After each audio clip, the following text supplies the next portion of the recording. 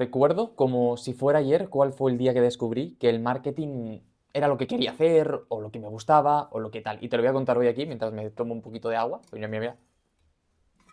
Esto ya supone que está todo el agua que tengo que beber en un día, me la bebo 2 o 3 veces porque la vida es así. Y, y además estoy grabando esto con la ventana justo ahí porque tiene que llegar un paquete y así estoy pendiente de si llega o no llega mientras estoy grabando y no me despisto demasiado. Entonces, te decía que todavía recuerdo los dos momentos en los que fui consciente de que el marketing era lo que quería hacer. Que en un primer momento igual no lo acepté tanto, pero en el segundo sí. No, bueno, no sé cuánto sabes de mí, tampoco es relevante que sepas más o menos, o sea, eso es lo de menos. Pero la cuestión es que yo estudiaba algo completamente diferente al marketing. Era una cosa que ni siquiera me planteaba, que ni siquiera era una opción y que estaba ahí en el aire y ya está. Yo estudiaba Derecho y Administración de Empresas, por lo tanto, la pinta que tenía es que el camino iba a ser muy diferente, aunque tenía un proyecto literario que pues, me gusta mucho aprender de marketing para comunicar y tal, pero para mí era solo una herramienta, no había como un fin, no lo veía como un fin, ¿sabes? Como algo definitivo, sino que lo veía únicamente como algo que podías hacer y que estaba bien y, y ya está, ¿sabes? No tenía mucho misterio. Pero me acuerdo que hubo dos momentos donde entendí que esto podía ser diferente y que realmente dedicar la creatividad que yo estaba dedicando a todo el tema de los libros, etcétera, a esto podía tener también un sentido. El primer momento fue con una profesora de inglés que tuve, que venía a casa a darme clases de cómo hablar en inglés, etcétera, que, bueno, pues para hacer todo esto nos poníamos muchas veces vídeos de TED Talks para que yo pudiera hacer oído, para que pudiera escuchar, ¿no? Porque una charla como esta, al final, lo bueno que tiene es que la gente habla para que la entiendas, para que cualquier persona la pueda entender y hace que todo sea mucho más sencillo, ¿no? Y me acuerdo de que en el top 5 de esas charlas estaban, pues, una que era de Simon Sinek, que hablaba de, empieza con el porqué, no me acuerdo exactamente cómo decía, pero hablaba de Apple y decía, bueno, cómo vendía Apple, ¿no? De hecho, el libro lo tengo que tener por aquí, el de empieza por el porqué de Simon Sinek, y si no estará arriba, pero por aquí debe andar.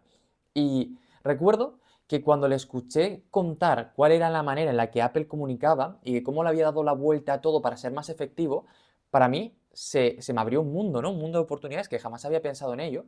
Que decía, wow, de verdad, esto es más que simplemente comunicar tres trucos tontos para poder hacerlo, sino que hay creatividad, hay enfoques, hay maneras de hacerlo. Y realmente, solo cuando tienes claro lo que estás haciendo y cómo lo estás haciendo, pues llegan esos puntos, ¿no? Donde dices, oye, que a lo mejor esto que estamos haciendo, a lo mejor esto que estamos trabajando, tiene un sentido, tiene un tal. Y me acuerdo que me voló la cabeza, era como, wow. Entonces ese fue como el primer momento en el que me empecé a acercar y a toquetear cosas del marketing que hacía para mí, pues de una manera diferente, por lo menos, ¿no? De decir, bueno, voy a pensar en ello más allá simplemente de cómo puedo obtener 3 visitas más y voy a empezar a pensar de una manera más creativa, un enfoque más en sí mismo, ¿no? Como algo chulo. Y el segundo momento fue en clase, estaba en la universidad, teníamos una optativa de marketing y una profesora nos puso el anuncio de 1984 de Apple y a mí eso me voló la cabeza porque era una historia en sí misma, era una mini producción. Para mí los anuncios siempre habían sido pues algo muy tonto muchas veces para captar tu atención y que te compraran un producto, pero en ese momento se planteó una estrategia que lo hizo de una manera completamente diferente y que de alguna manera consiguió que para mí fuera casi más interesante eso que el propio producto, que el Macintosh luego fue un fracaso realmente, pero ese anuncio me voló la cabeza y me enseñó que hay maneras diferentes de hacer esto y de que podías poner toda tu creatividad, hacer un anuncio que mereciera la pena, que la gente recordara. Y me acuerdo que lo vi una, dos, tres, cuatro, cinco veces porque además estaba basado en una de mis novelas favoritas, que era 1984 de George Orwell, que yo ya la había leído por aquel entonces y que fue como un wow. Es que ha cogido una referencia cultural, lo ha convertido en un anuncio, dando un mensaje que ha calado muchísimo. Era la bomba. Es que simplemente es que era la bomba, era increíble lo que había ahí.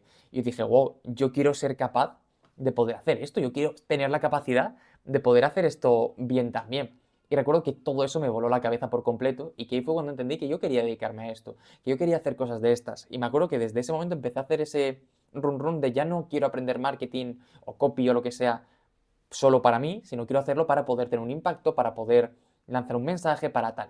Y me voló muchísimo la cabeza y sobre todo y empecé a cotillar muchas más marcas con valores. En ese momento me obsesionaba Apple y para mí Apple era una obsesión, pero bueno, ahora ya no tengo nada de Apple, ¿sabes? Esto es la vida bacana. Bueno, tengo aquí un iPhone antiguo, suyo, de está por aquí, pero que está sin usar. Pero lo que voy es que, bueno, pues que todo esto pues marcó mucho la diferencia y cómo están haciendo las cosas. Y creo que es interesante. Entonces, nada, te quería venir por aquí y contarte un poco cómo me interesé yo por este mundo y cómo entendí que quería ser copy. Tú seguramente tienes tu propia historia, así que me encantaría leerla en los comentarios. La veo después, ¿vale? Un abrazo.